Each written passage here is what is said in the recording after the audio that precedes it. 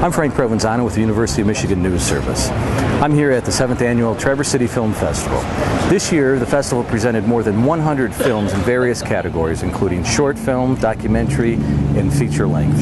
University of Michigan professors from the Screen Arts Department played a critical role serving as moderators, panelists, and jurors. The jurors had a difficult task.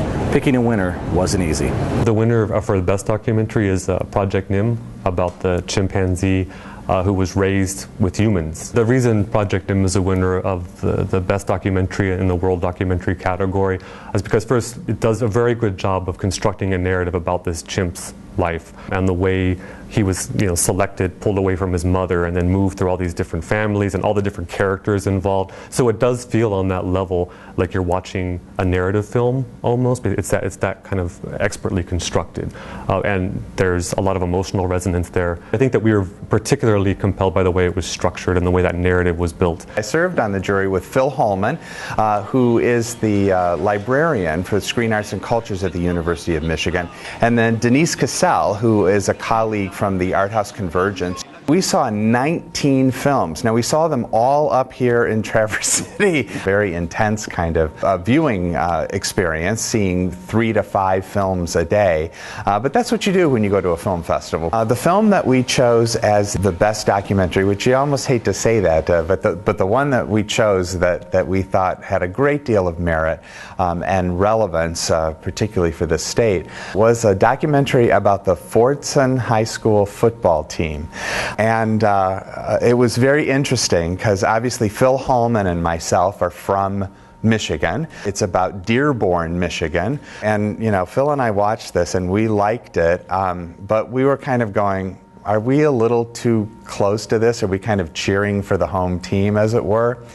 And Denise Cassell, who again grew up and spent most of her professional career in New York and is now in the Boston area, and really isn't a football fan at all, she liked the film as well as we did. In fact, she hardly even knows how football works, like how you score points and things like that.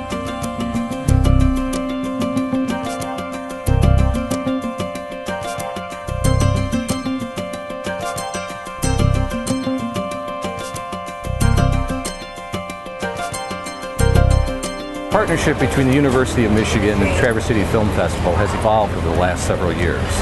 The University of Michigan's outreach at the festival occurs on several levels.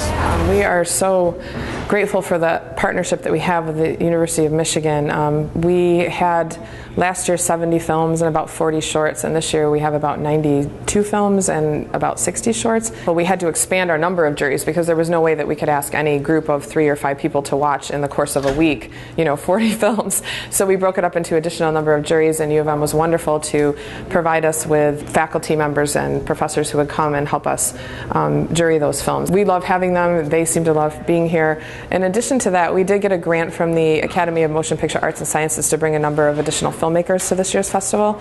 So we have filmmakers for over 70% of the films represented here. So we need moderators, people who are well versed in film, who can discuss and help the audience understand and moderate those question and answer sessions with those guests. And so in addition to the jurors, they've sent us a number of wonderful moderators who can help us and help audiences interact with the filmmakers and help them think through all of those issues. And we also have a U of M professor who is helping us with our film lounge. We have informal but moderated sessions in Lay Park, and we have a U of M professor helping us with that too. The reason that I do it, and the reason for coming up and spending time up here, one is to be a part of the larger film making and sort of film culture of Michigan. Not everybody knows that U of M is making film and studying the history of film and television. There's a great hunger for the kinds of intellectual debates and